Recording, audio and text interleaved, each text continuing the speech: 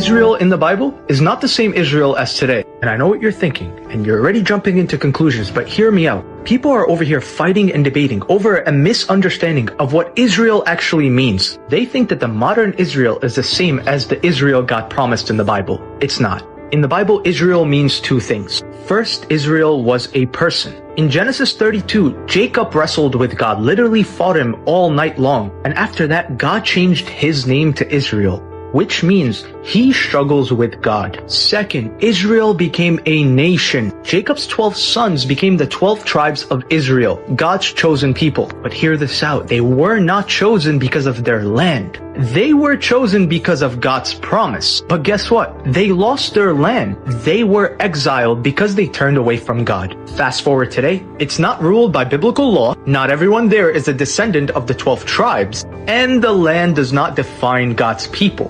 Faith does. So when people think that defending modern day Israel is the same as defending God's chosen people, no, you're missing the whole point of Scripture. God's Israel was never about land, but about a relationship with Him. So here is why he is wrong.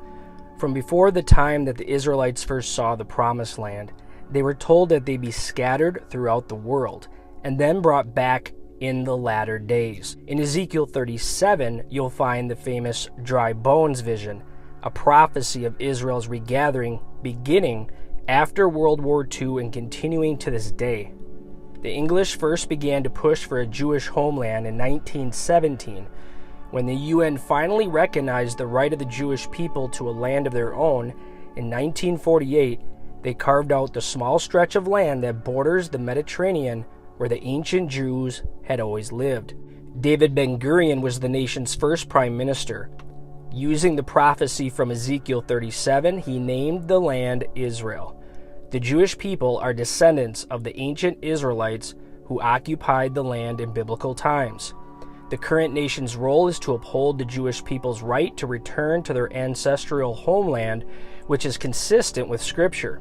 It also is the physical place where Jesus will return to establish his millennial kingdom.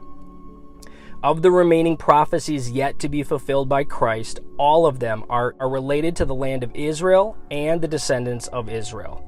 Israel remains in apostasy until Jacob's trouble, the tribulation, when many of the physical descendants of Abraham and the multitudes from the 12 tribes of Israel are redeemed by Christ and enter the millennial kingdom.